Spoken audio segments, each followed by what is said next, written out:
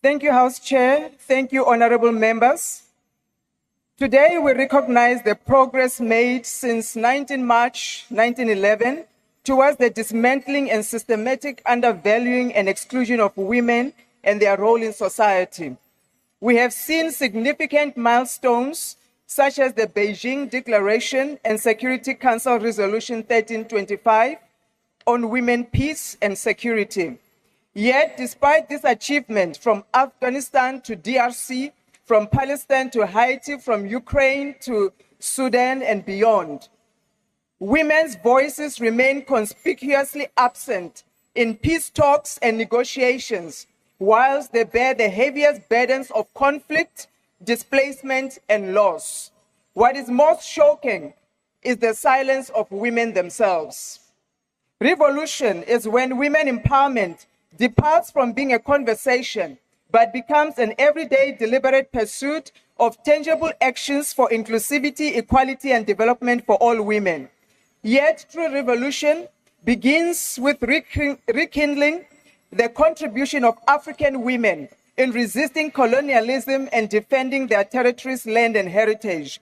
In our history, across racial lines, women have displayed great heroism and selflessness during our most difficult times. When men were forced to go underground, imprisoned, or silenced by torture, it was women, mothers, and grandmothers who kept the torch of families and communities alive. It was the militancy of Mama Winnie Mandela, Albert Sisulu, Helen Joseph, Ruth First, Rahima Musa, and many others who mobilized women to protest against apartheid. Long before Van Riebeeck arrived on our shores, women were involved in shaping political, tribal, and spiritual landscape. The wisdom of Queen Mujaji ruled the Lobedi community since before the 1800s. The talented Eva of the Khoi negotiated a cooperative relationship that ended the Khoi Dutch War. The fearless warrior Mantatisi, she led the army to protect the Klokwa people from the British invaders and preserved her land. And Umkabai Kajama, the sister of Senzanga Khona and an aunt to Shaka Zulu, she led the men in the Royal Council with an iron fist, and she was present in every battle. In Angola, Queen Zinga, she fought for the freedom of her people against the Portuguese and transformed her kingdom to rival the Portuguese colonies. To the Treka women, led by Suzanne Smith, they opposed the British rule and became the force behind the Great Trek in the Anglo-Boer War. But notwithstanding these capabilities, Africa's socio-economic recovery from brutal colonization and slave trade has been lagging, mainly because African leaders, mostly men, have mismanaged and abused their power, failing to recognize the importance of women participation.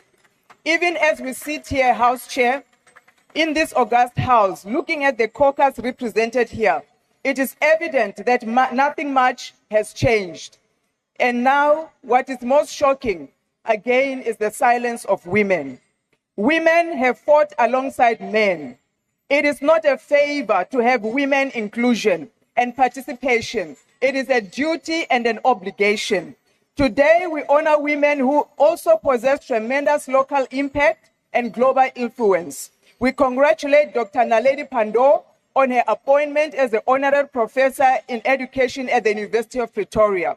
We continue to honor Mama Nkosazana Dlamini Zuma, the first female head of the African Union Commission. Her and Mama Lindiwe Sisulu, knowing the inevitable consequences, they boldly contested the presidency of the ANC and by extension that of South Africa, representing the aspirations of many African women and inspiring girls everywhere. And in no less measure, we applaud ordinary women's contribution in all sectors. Indeed, we move forward in pursuit of the clarion call as announced by the UN Secretary General that for all women and girls, rights, equality, empowerment, everywhere, always. However, the reality in our townships and villages, it does not reflect these great stars. Gender-based violence, rape, and femicide remains high. Women, particularly in rural areas, face structural economic exclusion. We do not own land. We do not have access to capital. Women unemployment rate is 43% and rising. We do not even own spaza shops. 70% of women are living in extreme poverty, a situation that is worsened by the VAT increase that was announced here yesterday and the ever-rising cost of living. The women of the GNU should hang their heads in shame that 60% of 19 million grants paid out every month goes to women. And these women depend on these social grants for basic needs. Despite the GNU having a ministry for women, boasting one of the highest numbers of female representatives in parliament, we have few women in STEM.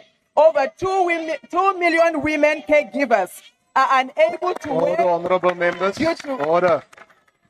Honorable members, may I remind you that the honorable member is delivering a maiden speech. However, order, honorable members, when you also deliver a maiden speech, you will forfeit the right of a maiden speech once you attack other members or other political parties. So it's a give and take, Dr. Shlope. Thank you, House Chair. Over 2 million women caregivers are unable to work due to lack of functional old age and disability homes. Women in retail and restaurants face daily abuse without benefits of safe transformation. Again, what is most shocking, the GNU women are howling and they are silent. GNU women, they must learn. You must learn from the queens of old, the real Mbogodos. They fought the true revolutionary battles. They fought for land. They fought for the territories and the heritage of their children. The MK clarion call for women is very simple.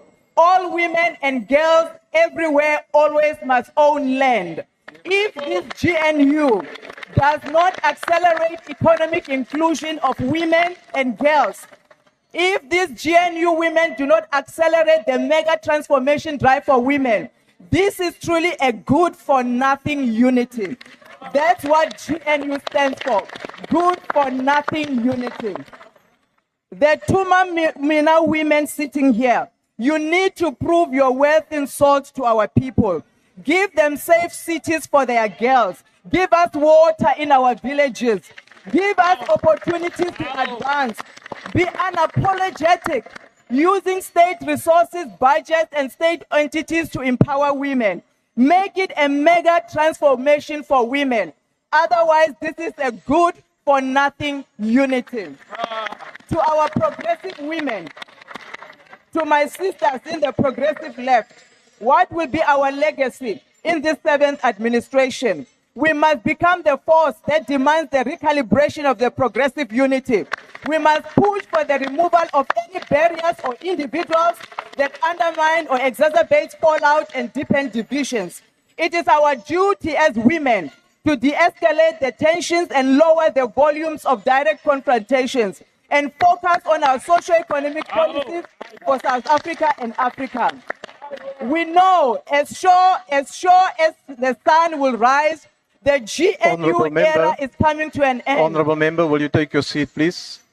Yes, honorable member, why do you want to be recognized? Chair, I know it's a maiden speech. Oh, we are being jealous now.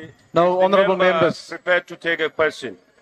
No, honorable member. Now. We are being jealous now. Why are you jealous? It's against convention. Why are you That jealous? you ask a member. You are jealous. Order. Who's speaking? You are jealous. Sit down. Who is the Take your member seat. that's Jealous. shouting on the Take your microphone? seat. Take your seat, Chief. You are wasting our time. Who is the member who is using a microphone without being Chair, recognized? it's Honorable Nomval. Honorable member, order. Honorable Mashlaule, will you take your seat, please? Honorable members. Honorable members, you cannot just switch on your microphone and then you start addressing the House. If you do it again, I'm going to ask you to leave the chamber. Honorable Makubela, will you continue, please? Chair, I asked a question. No, honorable member, it's not convention to ask a member who's It's not delivering. convention to insult as well on Please your take your maiden seat. speech. Please take your It's not seat. conventional. Please take your seat, honorable member. Honorable Makubele. Thank you, House Honorable Chair. member, the member is asking if you will take a question from him. No, I will not take Thank questions. you. Thank you, House Chair. Shababa, I know. Inti yiso. The question is, how long can the GNU continue to resist the inclusion of a progressive agenda? And we as the progressive women must get our houses in order and be ready to govern. So what about the BRICS and G20? GNU is emphasizing solidarity, equality, and inclusion at the G20 summit. The BRICS Bloc Plus is expanding its economic influence and de-dollarizing their global trade. Yet none of the G20 and BRICS countries, including South Africa, are making necessary policy and budget changes and communicating them to ensure the inclusion of women and girls, especially the rural women.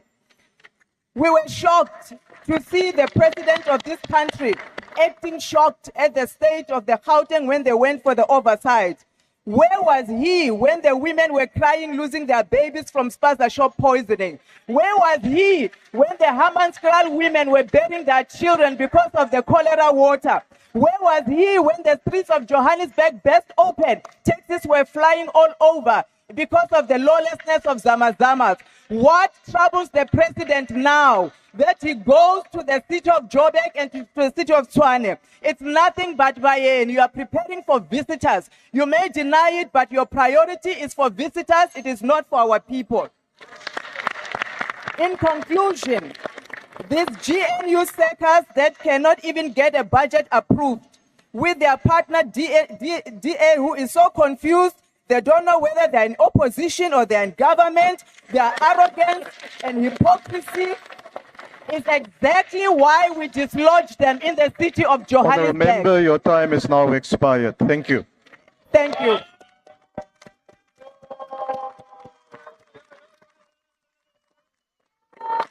Order.